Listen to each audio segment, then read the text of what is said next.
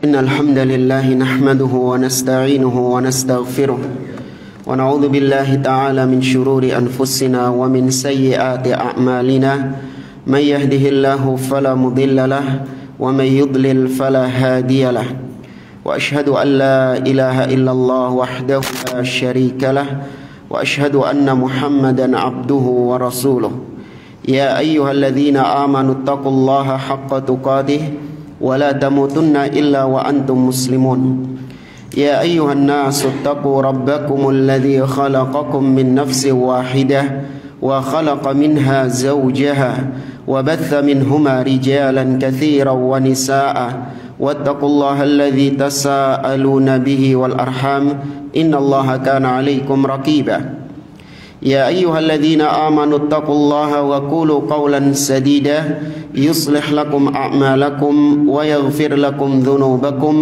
ومن يطع الله ورسوله فقد فاز فوزا عظيما أما بعد فإن أصدق الحديث كتاب الله وخير الهدي هدي محمد صلى الله عليه وسلم وشر الأمور محدثاتها وكل محدثة بدعة وكل بدعة ضلالة وكل ضلالة في النار.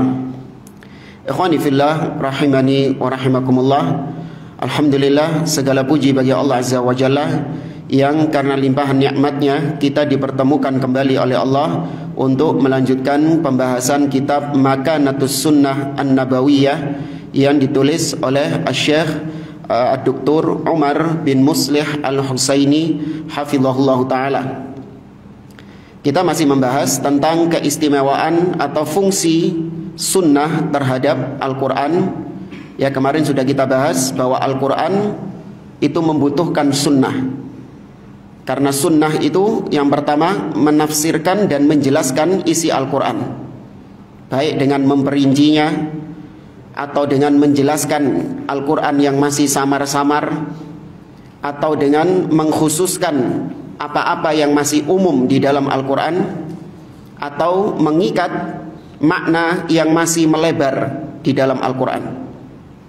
Kemudian yang kedua sudah kita sampaikan tentang fungsi sunnah terhadap Al-Quran, yaitu untuk memperkuat, ya, untuk memperkuat apa yang memang sudah ada di dalam Al-Quran, seperti perintah sholat, zakat, kemudian rukun iman, ya, dan yang lainnya. Itu sudah ada di dalam Al-Quran, namun diperkuat lagi dengan apa yang ada di dalam sunnah. Kemudian yang ketiga kemarin kita sampaikan, meskipun ini nggak ada di kitab karena memang ada khilaf, yaitu sunnah itu bisa menasakh apa yang ada di dalam Al-Quran.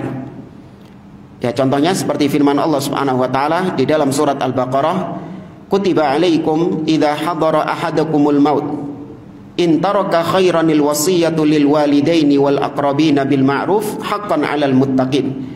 Telah diwajibkan atas kalian apabila salah seorang di antara kalian kedatangan maut, kedatangan mati, dan dia memiliki harta, maka hendaklah dia berwasiat, hartanya itu diwasiatkan kepada kedua orang tuanya dan kepada karib kerabatnya. Maka di sini karib kerabat dan orang tua itu boleh menerima harta wasiat dari si mayit. Nah, ini hukumnya dinasakh oleh hadis Nabi SAW, di mana Nabi SAW mengatakan, innallaha a'ta kulladzi haqqin haqqahu fala wasiyata lil warith.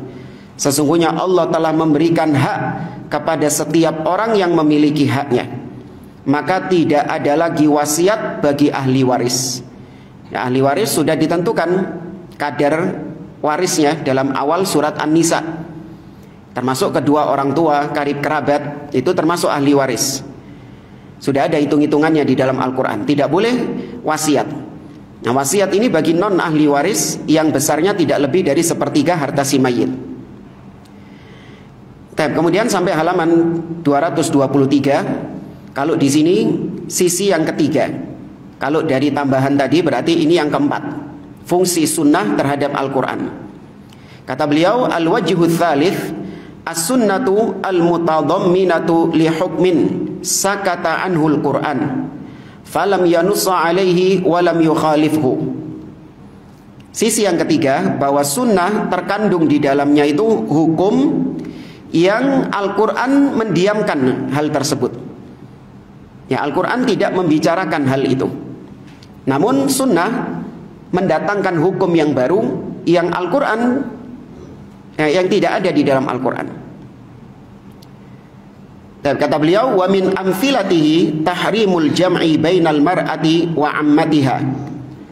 Di antaranya adalah contohnya tentang haramnya menggabungkan antara wanita atau antara istri dengan amatinya, dengan bibinya, dan juga dengan khalah, bibi dari bapak dan bibi dari ibu. Artinya nggak boleh ketika kita menikahi seorang wanita, maka kita juga menikahi bibinya, baik dari ayah ataupun dari ibu. Yang ada di dalam Al-Quran itu menggabungkan siapa? Saudara, kakak sama adik. Seperti di surat An-Nisa, ya, di akhir juz yang keempat, Allah Azza wa Jalla mengatakan, hurrimat alaikum ummahatukum wa banatukum wa akhwatukum wa ammatukum wa khalatukum wa banatul akhi wa banatul ukht wa ummahatukum allati arda'nakum wa akhwatukum minar radha'ah wa ummahatu nisaikum wa rabaibukum allati fi hujurikum wa rabaibukum allati fi hujurikum, kemudian wa halailu abnaikum wa antajma'u bainal ukhtaini illa ma qad salaf. Ini wa antajma'u bainal ukhtain, dan kalian gabungkan antara dua bersaudara. Nah, kalian gabungkan antara dua bersaudara. Tapi ini yang ada di dalam Al-Quran. Tapi menggabungkan antara istri dengan bibinya nggak ada di dalam Al-Quran. Maka datang hadis, li hadithi Abi Hurairah radhiyallahu anhu, Nabi SAW bersabda, atau Abu Hurairah mengatakan, naha Rasulullah SAW antung kahal mar'ah ala ammatiha wal mar'atu ala khalatiha. Rasulullah SAW melarang untuk menikahi seorang wanita di atas pernikahan dengan bibinya dari bapak, dan juga wanita yang dinikahi atas pernikahan dengan bibinya dari ibu, yang menggabungkan antara istri dan bibinya. Itu tadi hadis sahih diriwayatkan oleh Imam Bukhari dan Imam Muslim. Kemudian contoh yang lain, wa tahrimu kulli dhinabin minas siba',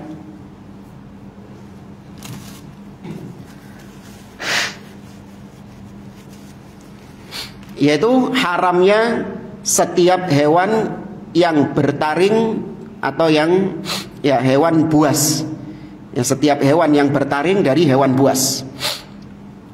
Di dalam Al-Quran tidak disebutkan, hanya disebutkan dalam surah Al-Maidah di ayat yang ketiga, hurrimat alaikum al-maitatu wad-damu walahmul khinzir wa ma uhilla li ghairillahi bih, dan seterusnya. Diharamkan atas kalian bangkai, darah, ya, khinzir, daging babi, dan apa-apa yang disembelih untuk selain Allah Subhanahu wa ta'ala. Tapi tidak disebutkan haramnya hewan buas yang bertaring dan mungkin bercakar. Li hadithi Ibni Abbasin radhiyallahu anhuma. Namun datang sunnah mengharamkan itu. Berdasarkan hadis dari Abdullah bin Abbas radhiyallahu anhuma, beliau mengatakan, naha Rasulullah sallallahu alaihi wasallam an kulli dhinabin minas siba'. Nabi sallallahu alaihi wasallam mengharamkan atau melarang untuk memakan setiap hewan yang bertaring dari hewan buas, wa kulli dhi mikhlabin minat thair, dan setiap burung yang punya cakar.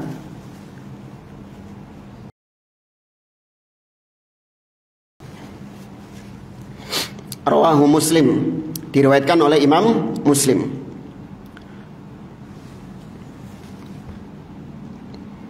Baik, selesai dari pembahasan tentang fungsi sunnah terhadap Al-Quran. Sekarang kita masuk halaman 225, Al-Mabhatsuts Tsalits, subbab yang ketiga.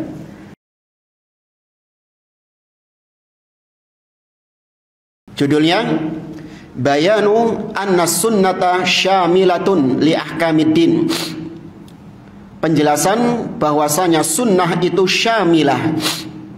Sunnah itu sifatnya komprehensif, ya, meliputi li ahkamiddin, meliputi seluruh hukum-hukum agama. Ya, tidak hanya masalah akidah saja, ya, tidak hanya masalah ibadah saja, tidak hanya masalah muamalah saja, tapi sunnah itu, hadis itu mencakup semua hukum-hukum agama. Dan kita baca ucapan beliau, Innallaha jalla wa ala qad ja'ala syari'ata allati ba'atha biha nabiyahu Muhammadan sallallahu alaihi wasallam khatimata syara'i'. Sesungguhnya Allah Subhanahu wa taala telah menjadikan syariat yang mana dengan syariat inilah Allah mengutus nabinya sallallahu alaihi wasallam sebagai khatimata syara'i', penutup. Ya, syariat Nabi ini Allah jadikan sebagai penutup dari semua syariat Nabi-Nabi terdahulu. Wa muhaiminatan, dan juga sebagai yang mensustain, menjaga ala ma taqaddamaha minha, atas semua syariat-syariat yang berlalu sebelumnya.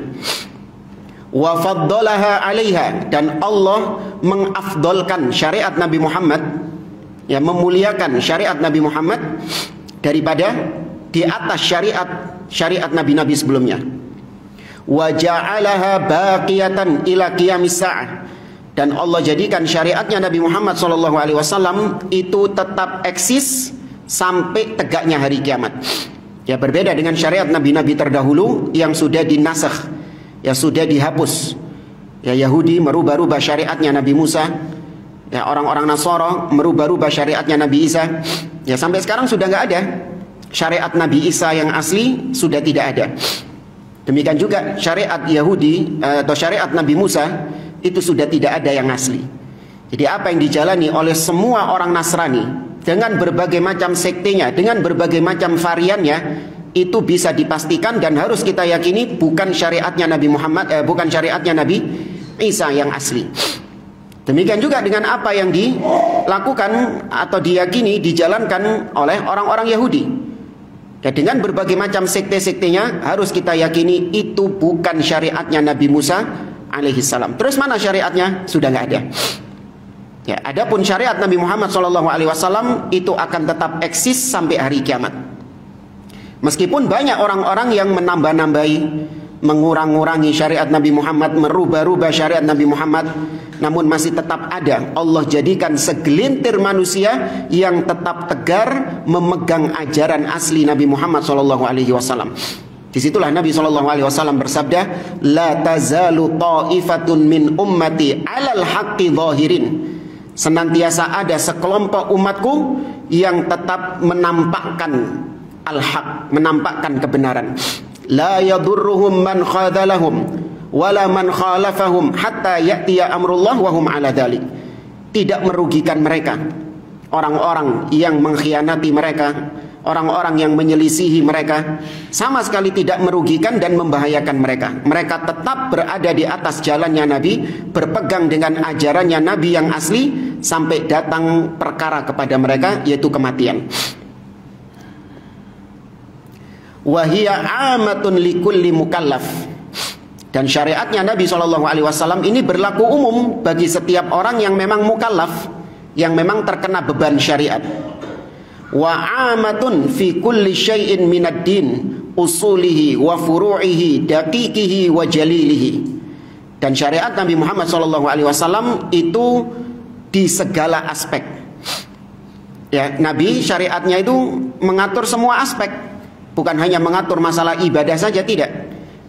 Kata beliau, semua aspek agama, baik masalah usul, ya, pondasi-pondasi agama, atau furu', cabang-cabang agama, daqiqihi wa jalilihi, baik yang secara terperinci ataupun yang global. Wa kama la yakhruju ahadun an risalatihi fakadzalika la yakhruju hukmun tahtajuhul ummatu anha. Sebagaimana tidak ada seorang pun yang bisa keluar dari syariat Nabi Muhammad SAW. Maksudnya tidak ada seorang pun yang boleh keluar dari syariat Nabi Muhammad secara asal. Semua manusia wajib nggak mengikuti syariat Nabi? Wajib, nggak boleh dia keluar dari syariat Nabi. Ya, sebagaimana manusia tidak diperbolehkan keluar dari syariat Nabi, maka demikian juga tidak ada hukum yang itu diperlukan oleh umat ini kecuali itu pasti sudah ada dalam syariat Nabi SAW. Ya, tidak ada satu hukum pun yang keluar dari syariat Nabi, padahal hukum itu dibutuhkan oleh umat. Artinya semua hukum yang dibutuhkan oleh manusia pasti ada dalam syariat Nabi SAW.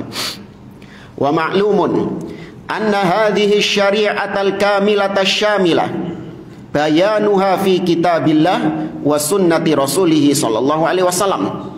Dan sudah dimaklumi, diketahui bahwa syariat yang sempurna ini dan yang komprehensif, yang meliputi segala aspek ini, syariat ini penjelasannya itu hanya ada di dalam kitabullah dan sunnah Nabi sallallahu alaihi wasallam.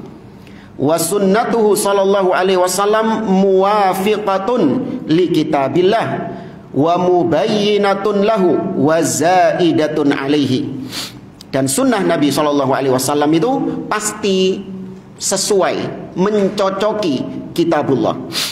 Jadi ini diantara akidah kita, nggak mungkin ada crash, nggak mungkin ada pertentangan, perselisihan antara sunnah dengan kitabullah.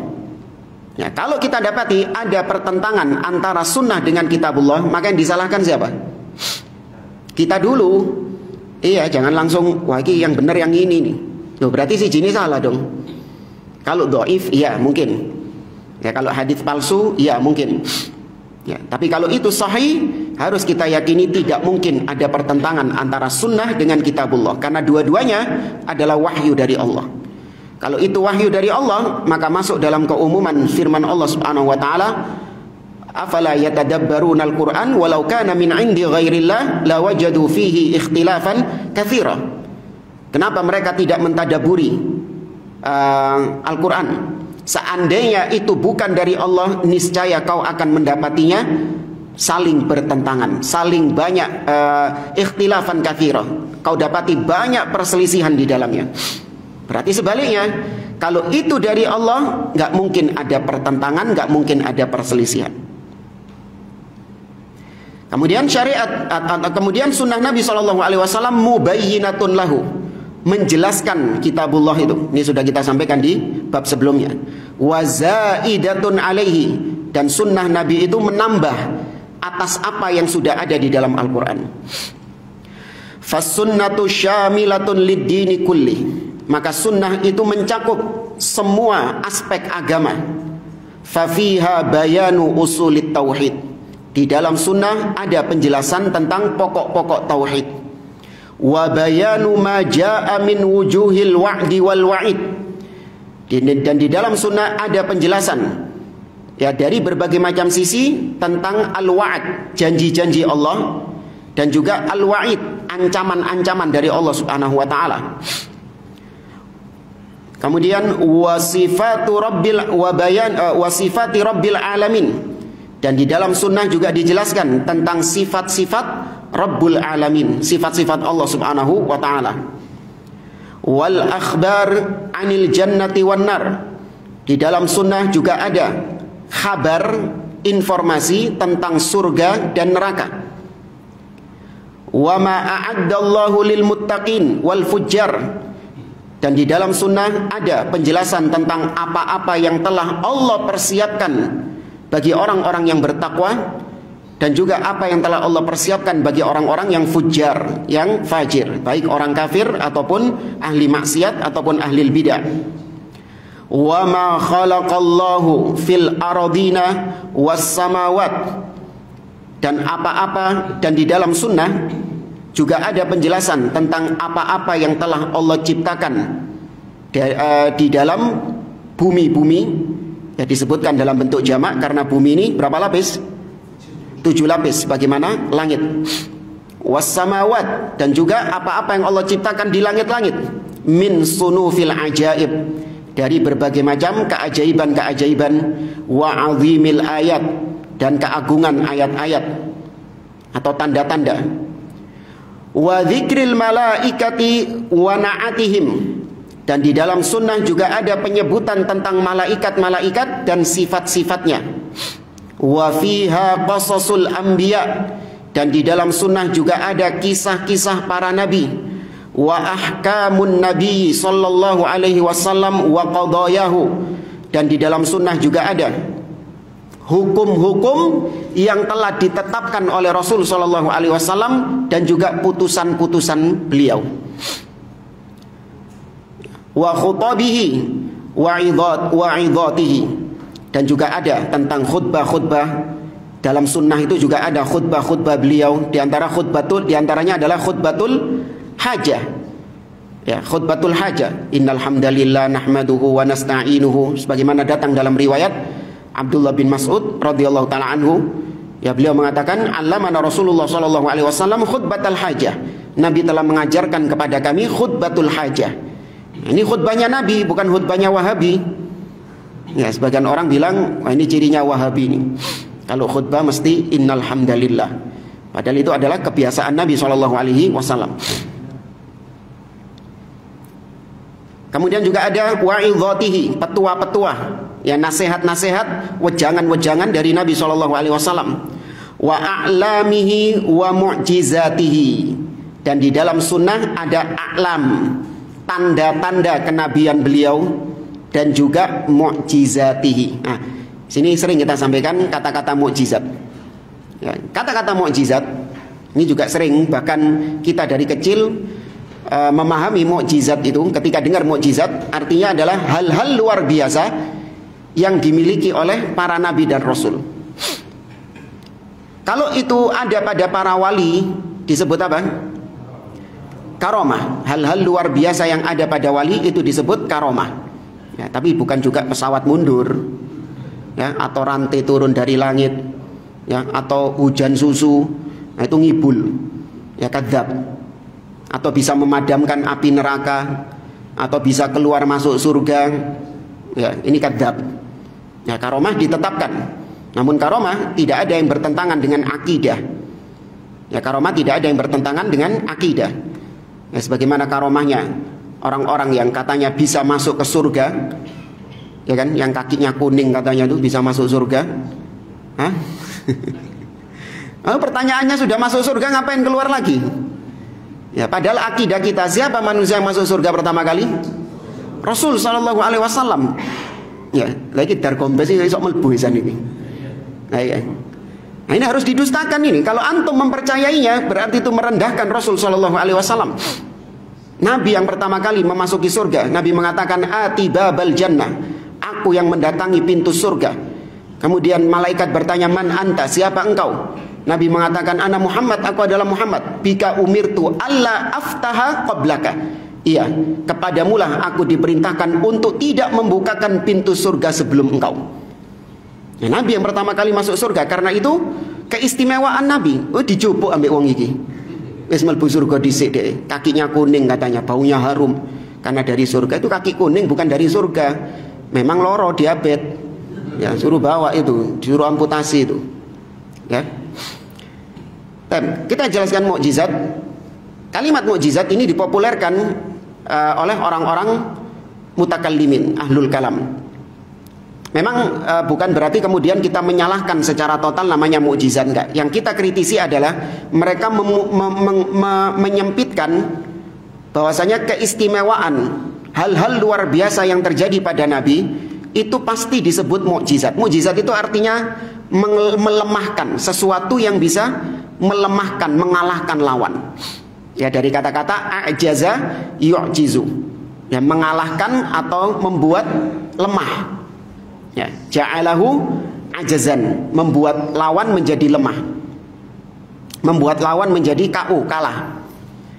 Tapi memang ada hal-hal luar biasa yang ada pada Nabi yang bentuknya itu untuk mengalahkan lawan, seperti tongkatnya Nabi Musa untuk mengalahkan siapa? Penyihir-penyihirnya Fir'aun. Ya, kemudian Al-Quran memang untuk mengalahkan orang-orang Quraisy, bahkan ada tantangan di situ. Ya, kul in kuntum fi raibin mimma anzalna mimma nazzalna ala abdina fa'tu bi suratin min mithlihi. Apabila kau ragu dengan apa yang kami turunkan kepada hamba kami, maka datangkan satu surat yang semisal dengannya. Ditantang. Yang gak akan bisa mereka membawakan yang semisal dengan Al-Quran. Ya, ini ada sisi mengalahkan di situ. Tapi nggak semua hal-hal luar biasa yang ada pada Nabi itu untuk mengalahkan, untuk melemahkan lawan. Ya, contoh misalnya ketika peristiwa perang Khandaq, di mana Nabi dan para sahabatnya berhari-hari menggali parit dalam kondisi lapar. Ya, waqad rabatal ahjar fi batnihi, di mana Nabi SAW mengikatkan batu di perutnya saking laparnya ketika itu. Maka Jabir kemudian minta izin pulang ke rumahnya, tanya kepada istrinya apakah ada makanan. Ada, tapi hanya untuk sedikit saja. Ya, maka buatkan makanan itu, aku akan mengundang Nabi SAW dengan beberapa orang sahabatnya. Maka setelah itu datanglah Jabir kepada Nabi dengan membisikkan, ya Rasulullah, inni sona'tu ta'aman hati anta wa ba'da ashabik. Wahai Rasulullah, aku sudah bikin makanan untuk engkau, maka datanglah engkau bersama sebagian saja dari sahabatmu. Maka tiba-tiba Nabi bangkit dengan berteriak mengatakan, ya ahlal khandaq ta'alau qad sana'alakum Jabirun ta'ama. Wahai para penggali parit, ya, ayo ke rumah Jabir. Jabir sudah membuatkan makanan untuk kalian semua. Wahum alf. Ketika itu mereka jumlahnya 1000. Iya, makanannya Jabir cuma 1 nampan saja. Ya, tapi yang diundang 1000 orang. Ya, maka kemudian mereka datang dan Jabir bingung. Namun Nabi tahu apa yang dikhawatirkan oleh Jabir. Maka kemudian Nabi minta untuk didatangkan makanannya sebelum dihidangkan. Ya, fabasaqa alaihi, maka Nabi pun meludahi makanan tersebut dan mereka pun makan. Sampai para sahabat mengatakan waqad akalna, dan kami makan hatta syabi'na, sampai kami kenyang. Namun makanan itu segitu-gitu aja.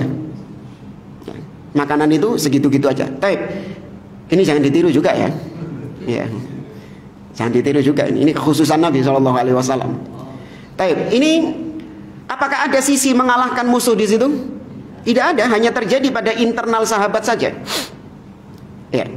Keluarnya air dari jari jemari Nabi SAW, ya, kemudian menangisnya pohon yang biasa disandar, bikin sandaran oleh Nabi SAW.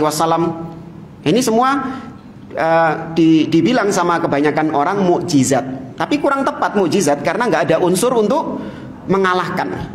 Kalau Al-Quran iya mukjizat. Ya, kalau tongkatnya Nabi Musa iya itu mukjizat karena ada unsur untuk mengalahkan lawan. Tapi ini hanya perbedaan ini aja ya. Tapi yang sahih atau yang syar'i, penamaan hal-hal luar biasa yang terjadi pada Nabi itu disebut ayat. Itu disebut ayat. Nah, kalau di telinga kita ayat itu maksudnya ayat Quran. Ya, alhamdulillahirabbil alamin 1. Ya, ar-rahmanir-rahim ayat 2, maliki yaumiddin 3 gitu. Nah, ayat itu artinya sign, tanda. Ya, ayat itu artinya tanda. Maka disebut ayatun nubuwah, tanda kenabian. Atau dalail an-nubuwah. Sama juga tanda kenabian atau a'lam an-nubuwah. Dalilnya surat Al-Qamar. Allah mengatakan di awal ayat, iqtarabatis sa'atu wansyaqqal qamar wa iyarau ayatan.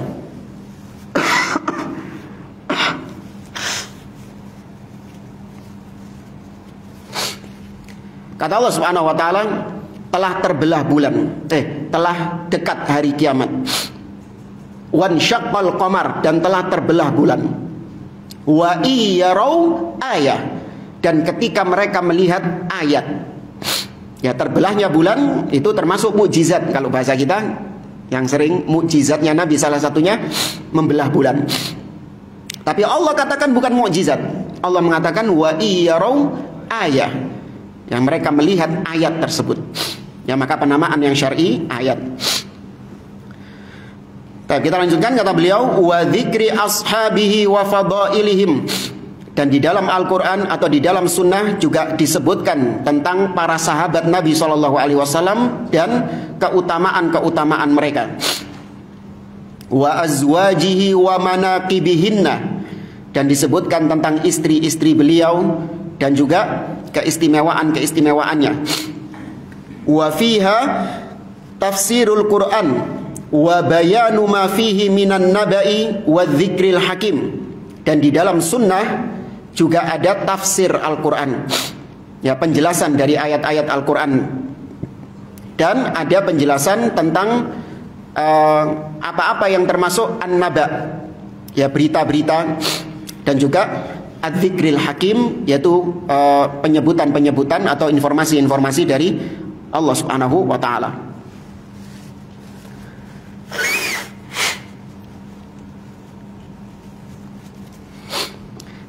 Kemudian halaman 226, al-adillatu ala syumulis sunnah li ahkamiddin. Dalil-dalil yang menjelaskan tentang syumul, yakni komprehensifnya sunnah. Ya, sunnah itu meliputi semua hukum-hukum ad-din, hukum-hukum agama. Dalilnya yang pertama beliau bawakan surat Al-Maidah ayat yang ketiga. Qala Allah Ta'ala, Allah Ta'ala berfirman, al-yawma akmaltu lakum dinakum wa atmamtu alaikum ni'mati wa raditu lakumul Islam madina. Pada hari ini telah aku sempurnakan bagi kalian agama kalian, dan aku cukupkan nikmatku atas kalian, dan aku ridhoi Islam sebagai agama kalian. Qala Ibnu Katsir, berkata Imam Ibnu Katsir rahimahullah dalam tafsirnya, hadhihi akbaru ni'amillahi ta'ala ala hadhil ummah. Ini, ayat ini merupakan nikmat terbesar. Tuh, bayangkan. Ya, Imam Ibnu Katsir menyebutkan bahwa sempurnanya Islam itu merupakan nikmat terbesar bagi umat Islam ini, yaitu nikmat Allah yang paling besar bagi umat Islam ini. Haitsu akmala ta'ala lahum dinahum, di mana Allah Subhanahu wa taala telah menyempurnakan bagi umat Islam agamanya. Fala yahtajuna ila dinin ghairihi. Maka ketika ayat ini turun, umat Islam tidak lagi membutuhkan agama selain agama mereka, agama Islam. Jadi nggak perlu impor dari agama lain. Agama sana kok punya ini ya, kok agama kita nggak ada ya, melo. Ya, agama sebelah ada ibadah merayakan kelahiran nabinya, ya, kelahiran Nabi Isa. Ya, agama kita kok nggak ada ya, melo. Ya, ngadakan juga ya peringatan kelahiran Nabi Shallallahu Alaihi Wasallam. Ya, maka ayat ini menunjukkan, kata Imam Ibnu Katsir, umat Islam tidak lagi membutuhkan agama lain selain agama mereka. Wala ila nabiyyin ghaira nabiyihim salawatullahi wassalamuhu alaihi. Dan sejak ayat ini turun, umat Islam tidak membutuhkan ajaran nabi lain selain nabi mereka sendiri, yaitu Nabi Muhammad SAW. Ya, sudah, kita nggak perlu syariatnya Nabi Musa, ya, syariatnya Nabi Isa, syariatnya Nabi Nuh, enggak. Cukup bagi kita syariat Nabi Muhammad SAW. Ya, karena memang syariat Nabi ini memang cocok untuk kita. Ya, kalau syariat Nabi Isa, Nabi Musa, Nabi Nuh itu memang cocoknya untuk manusia di zaman tersebut. Ya, Allah Azza wa Jalla mengatakan, likullin ja'alna minkum syir'atan wa minhaja. Pada setiap umat kami jadikan untuk kalian syariat-syariat dan metode-metode beragama. Ya, jalan-jalan beragama. Di mana berbeda antara satu umat dengan umat yang lain sesuai dengan kemampuan mereka. Allah Maha tahu. Ya. Kemudian kata beliau, walihada ja'alahu Allahu ta'ala khatamal anbiya. Oleh karenanya Allah menjadikan Nabi SAW sebagai penutup anbiya, penutup para nabi. Apa dalilnya? Surat apa? Kalau nggak bisa ayatnya, suratnya saja. Al-Ahzab. Ya, Allah Azza wa Jalla mengatakan, maka Muhammadun aba ahadim min rijalikum walakin Rasulullah wa khataman nabiyyin. Ya, Muhammad itu bukanlah bapak dari salah seorang di antara kalian, akan tetapi beliau adalah utusan Allah, wa khataman nabiyyin, dan penutup para nabi. Pertanyaan, kenapa sebelumnya Allah menyebutkan Rasul, walakin Rasulullah, akan tetapi Muhammad itu Rasulullah dan penutup para nabi? Kenapa nggak penutup para rasul juga? Kan disebutkan Rasul. Kenapa nggak penutup para rasul? Paham ya maksudnya ya? Dalam ayat tadi Allah menyebutkan sebelumnya itu bahwa Muhammad adalah Rasulullah, Rasul. Tapi kenapa di akhir ayat Allah mengatakan wa khataman nabiyyin, nabi, penutup para nabi, kok bukan penutup para rasul?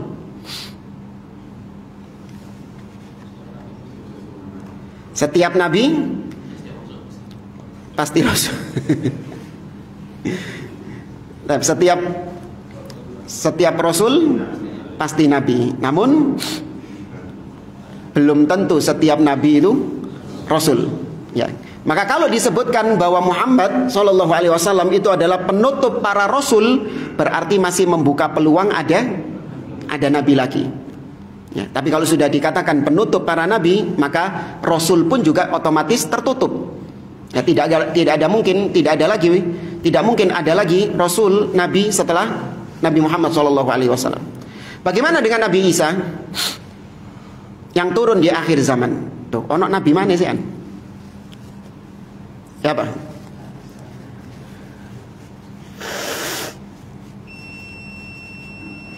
Katanya nggak ada nabi lagi. Lah kok Isa mudun? Berarti ada nabi lagi. Ya, Nabi Isa tidak membawa syariat baru.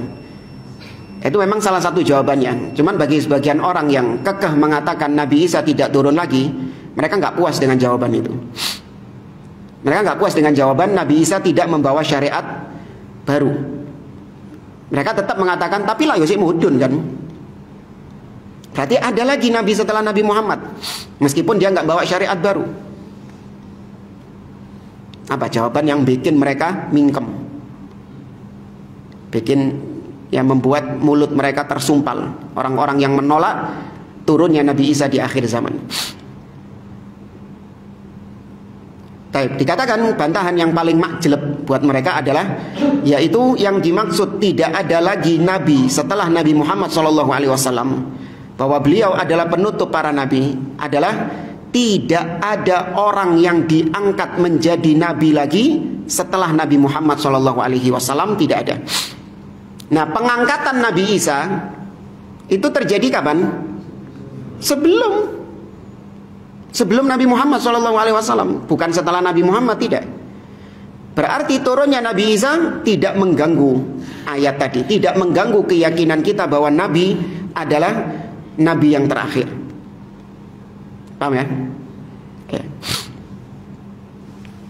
Kemudian kata beliau, wa ba'athahu ilal insi wal jin. Allah mengutus beliau kepada manusia dan jin. Fala halala illa ma ahallahu. Sejak ayat ini turun, surat Al-Maidah ayat 3, tidak ada yang halal kecuali apa yang telah dihalalkannya, yakni dihalalkan oleh Nabi SAW. Wala harama illa ma harramahu, dan tidak ada lagi yang haram kecuali yang diharamkan oleh beliau. Wala dina illa ma syarra'ahu, dan tidak ada lagi agama kecuali yang disyariatkan oleh beliau. Berarti ini menolak apa?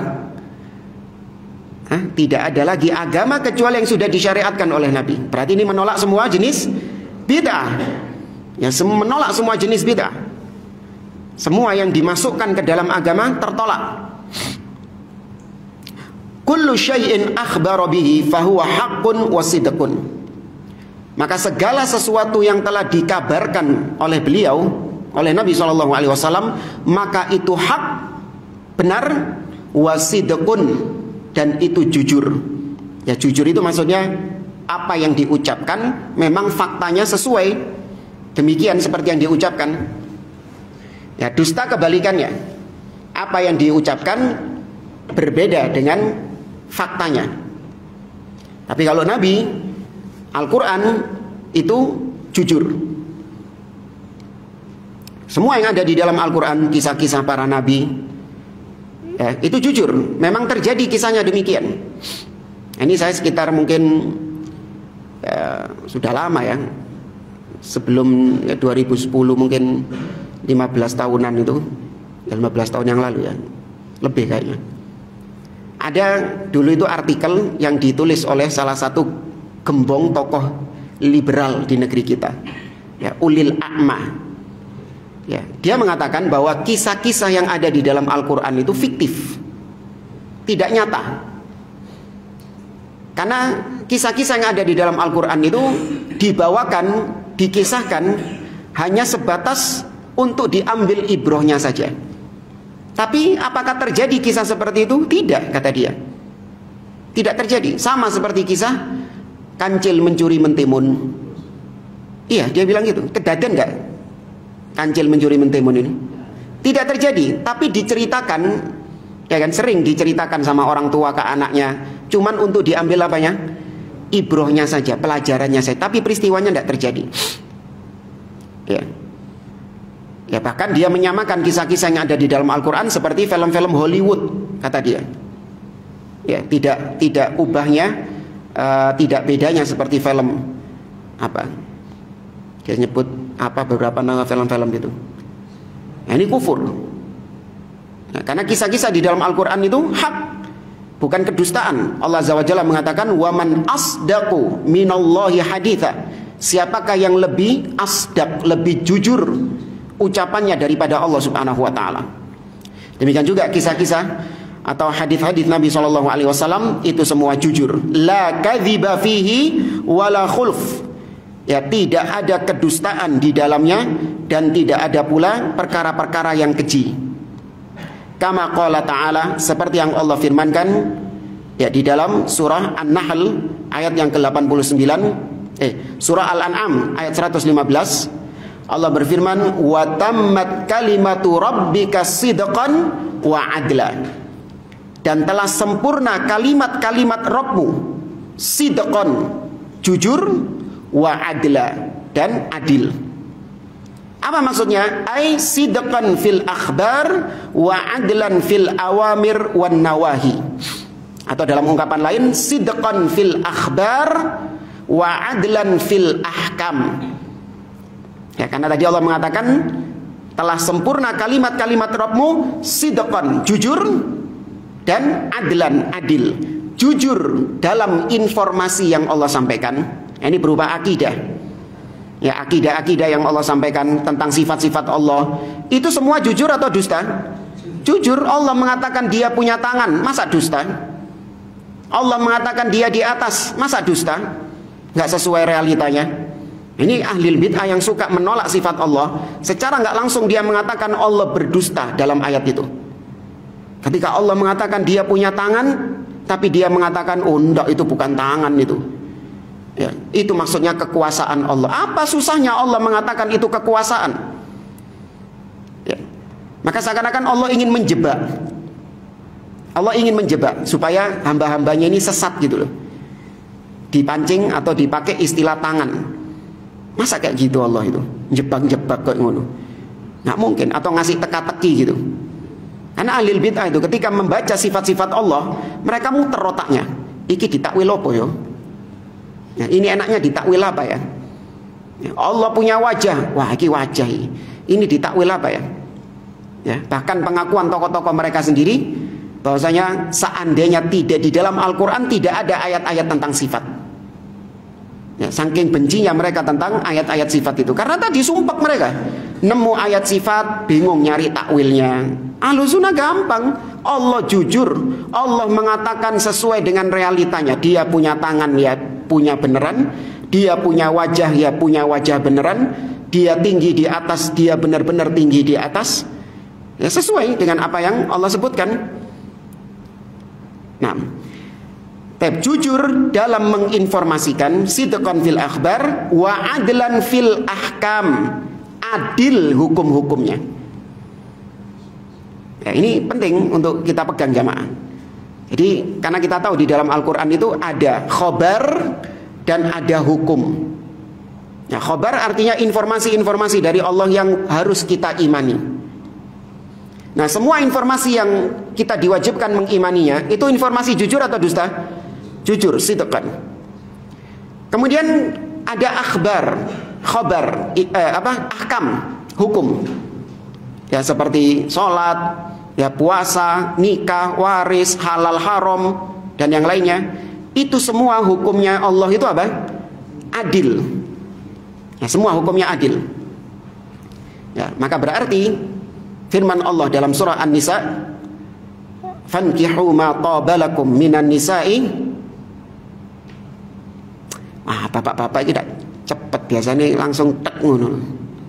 Fankihu ma qabalakum minan nisa'i. Biasanya bapak-bapak sing cepet gitu.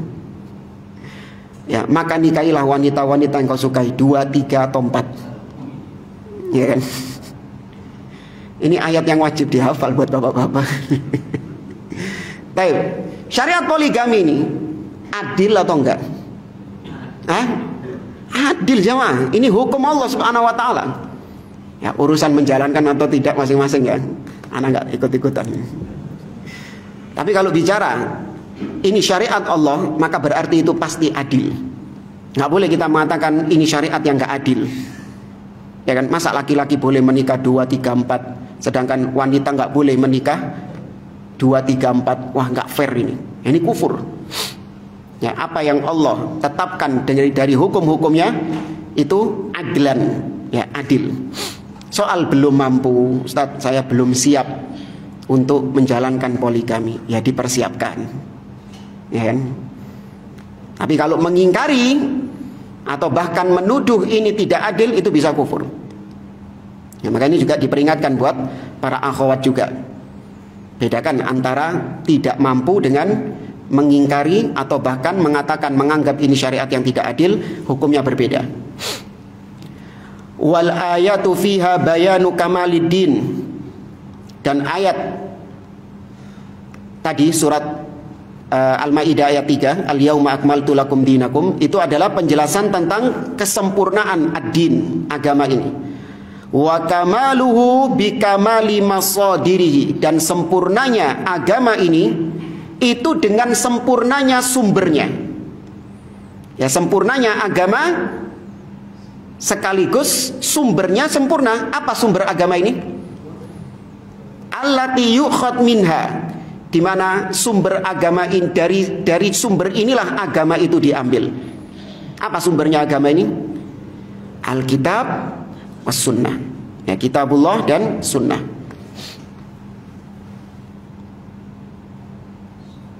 Kita baca satu ayat lagi.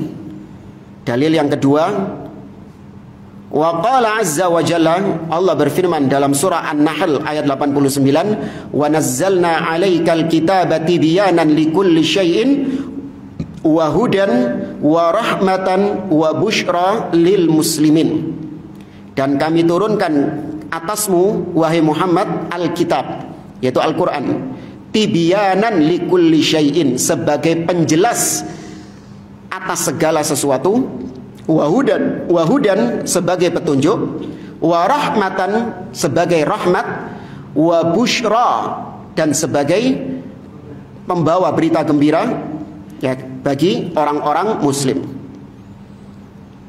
Qala At-Tabari, berkata Imam Ibnu Jarir At-Tabari rahimahullah dalam tafsirnya, beliau mengatakan, nazzala alaika ya Muhammad hadzal Qur'an, diturunkan kepadamu wahai Muhammad Al-Quran ini, bayanan sebagai penjelas, likulli ma bin nasi ilaihi hajah, atas segala apapun yang dibutuhkan oleh manusia, min ma'rifatil halali wal haram, dari pengetahuan tentang halal dan haram, wathawabi wal iqab, ya, pengetahuan tentang pahala dan dosa, ya, pahala dan dosa. Wa bayanu kitabillah likulli syai'in adharahu lana Rasulullah sallallahu alaihi wasallam fi sunnatihi, dan penjelasan Al-Quran terhadap segala sesuatu itu ditampakkan oleh Rasulullah sallallahu alaihi wasallam lewat sunnahnya. Ada kisah dari Syekh Muhammad bin Shalih Al-Utsaimin, di mana di dalam Al-Quran itu katanya dijelaskan segala sesuatu. Ada dialog antara seorang syekh dengan orang kafir di sebuah tempat makan, ya, restoran dan yang semisal dengannya. Kata orang kafir ini, wahai syekh, katanya Al-Quran itu menjelaskan segala sesuatu, likulli syai'in, tibyanan likulli syai'in, menjelaskan segala sesuatu, ya. baik perkara agama ataupun perkara duniawi, katanya dijelaskan semua di dalam Al-Quran. Coba kau jelaskan kepada kami tentang makanan ini yang kita makan ini. Apakah ada penjelasannya tentang makanan ini di dalam Al-Quran? Bagaimana cara membuatnya? Ya, bagaimana masaknya? Apakah ada caranya di dalam Al-Quran? Kata syekhnya, kata orang kafir tadi. Maka syekhnya kemudian memanggil kokinya. Dipanggil kokinya. Kemudian dijelaskan, ini makanan komposisinya apa saja. Ini, dan ini. Terus coba jelaskan proses pembuatannya secara umum bagaimana. Terus dijelaskan ini dimasukkan, kemudian ini digoreng, kemudian ini di oven dan yang lainnya. Sudah selesai, kata syekhnya. Kata orang kafir tadi, katanya di dalam Al-Quran. Kenapa kau malah tanya kepada kokinya? Iya, di dalam Al-Quran Allah Azza wa Jalla mengatakan apa? Fas'alu ahlad dzikri in kuntum la ta'lamun.